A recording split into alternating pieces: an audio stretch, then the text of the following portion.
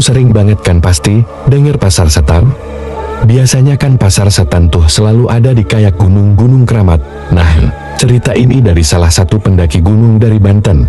Dia ini masuk ke pasar ding itu, yang ada di Gunung Low via Ceto. Jadi jalannya tuh via Cito gitu. Walau sekarang udah rame treknya, tapi kesan angker tuh masih berasa banget. Yang naik ini, pendakinya, namanya Farid. Jadi salah satu yang bikin Farid tertarik banget buat mendaki Gunung Lawu itu, karena katanya, gunung itu tuh sering banget disebut kayak gunung berubah gitu. Jadi kayak emang udah terkenal dan udah lama banget nih gunungnya. Nah, Farid barengan sama 4 orang temennya ini, mendaki Gunung Lawu. Dari awal pendakian sampai ke pos 2 tuh semua lancar-lancar aja. Cuma dia ngeliat pas banget, dia lagi siap-siap ngedaki, berarti masih di bawah nih ya. Dia ngeliat kayak ada cewek baju putih, yang lagi ngeliatin dia dari jauh, tapi tiba-tiba hilang, terus nongol lagi, hilang lagi. Nah, Farid ini coba cuekin aja, karena dia mikir, selama dia gak aneh-aneh, selama gue gak ganggu juga, ya udah aman-aman aja. Ya udah akhirnya, selama perjalanan dari pos 1, pos 2, dia juga cuek-cuekan gitu. Nah, pas sampai di pos 3 Gunung Lawu, Farid ini ngeliat lagi nih sosok cewek yang mirip sama cewek baju putih, yang tadi, yang di awal dia ngedakin Farid ini, ngeliat sosok cewek ini pakai baju putih. Tapi pas Farid nanya teman-temannya, lu lihat nih di sana, lu lihat cewek gak? Ternyata 3 orang temannya itu, gak lihat sama sekali. Jadi cuma Farid doang yang ngeliat.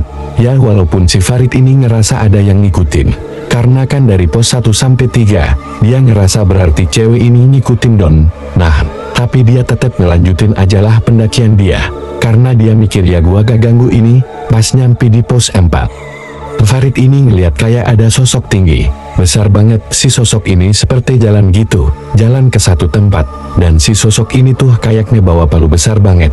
Palunya dibawa di pinggul, saking gedenya.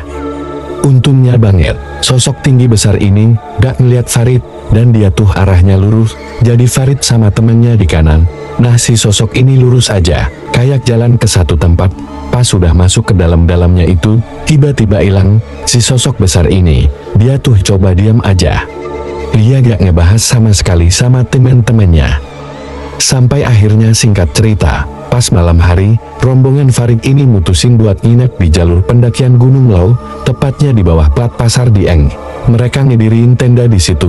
Nah, beres ngurusin tenda, akhirnya mereka tidur. Dan ada juga beberapa orang yang masih ngerokok di depan. Yang ngerokok ini Farid sama satu temannya namanya Imu. Pas si Farid sama Imu lagi ngobrol-ngobrol, sekitar jam 1-an malam tiba-tiba, Farid sama Imu denger kayak ada suara alunan musik Jawa, di tengah hutan. Mereka udah ngerasa ada yang gak beres nih. Pokoknya dia tahu kalau ini ulah makhluk halus yang ada di sana, karena mereka takut. Akhirnya mereka buru-buru masuk ke dalam tendanya lagi. Pas Farid lagi berusaha buat gak takut, dan dia coba tidur udah di dalam tenda, tiba-tiba Farid kebelat pipis. Dia udah bener-bener yang gak bisa nahan banget, kayak udah di ujung banget.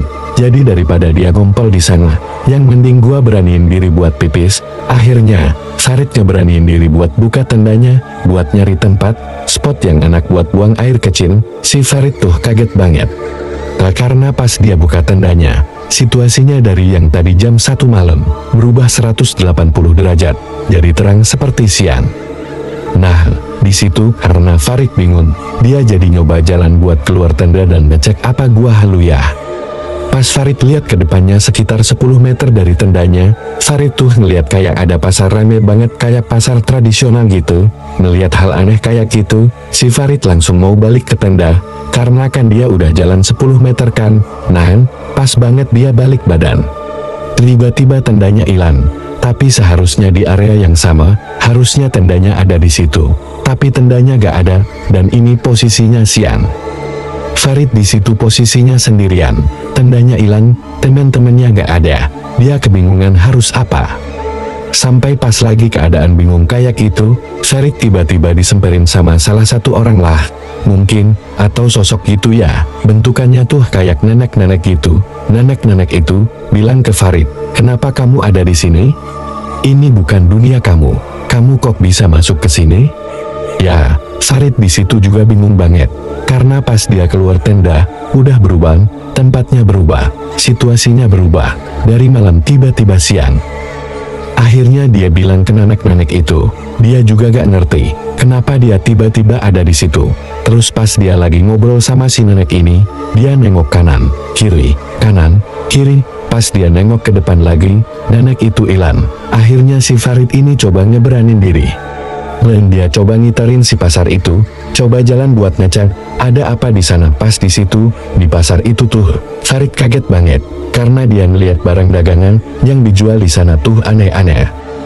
Dia ngeliat yang biasa di pasar yang dilihat tuh di meja itu ayam, sapi, sayuran gitu kan, tapi Farid di sini ngeliatnya, itu tuh tangan, kepala manusia, kaki manusia, pokoknya macem-macem banget, dagangan yang dia lihat.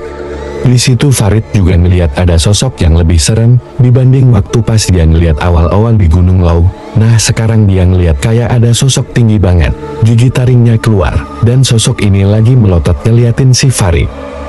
Si sosok ini kayak maksa ngasih Farid buat makan dari makanan yang dibawa sosok ini, dan bentukannya kotoran gitu. Si Farid kan takut buat tolak. Akhirnya dia coba makan Tuhan. Dia coba makan. Pas lagi makan, si sosok yang tinggi gede ini nawarin Farid buat stay di sana, buat tinggal di sana aja. Tetapi nawarinnya maksa, dan gak boleh pergi dari situ, dan tinggal di pasar itu. Karena Farid udah takut banget, akhirnya dia coba lari dan coba buat ngejauhin pasar itu. Nah pas si Farid lagi lari ini, dia lagi mau ngejauhin pasar ini, tiba-tiba dari kejauhan, dia denger ada suara burung jalak gading. Nah, enggak tahu kenapa tiba-tiba si Farid tuh ngerasa dia harus ngikutin si sumber suara itu, si suara burung ini. Beruntunglah pas dia lagi lari ke arah si sumber suara itu, Farid ketemu sosok makhluk halus yang baik.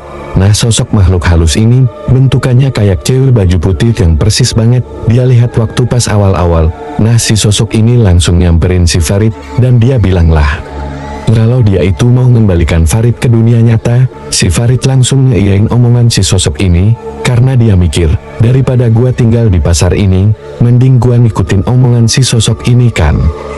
Farid langsung disuruh merem sama si sosok ini, sampai sekitar 1 menitan.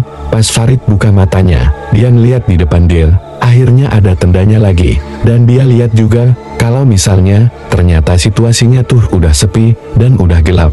Dia udah balik ke kondisi dia, yang seharusnya dia di situ. Farid langsung buru-buru masuk ke tenda, dan pas dia masuk ke tenda, dia melihat ada teman-temannya, tapi teman-temannya lagi tidur dan gak ngerasa ada yang aneh, baik-baik aja, mungkin, karena emang ada situasi, yang kayak gitu, dan karena dia habis makan makanan yang aneh. Si Farid langsung ngerasa mual, dan kayak pengen muntah-muntah. Karena di situ Farid juga ngerasa gak enak, dan dia harus tidur. Akhirnya dia langsung minum air putih, dan dia coba minum obat-obatan yang dia bawa dari kotanya.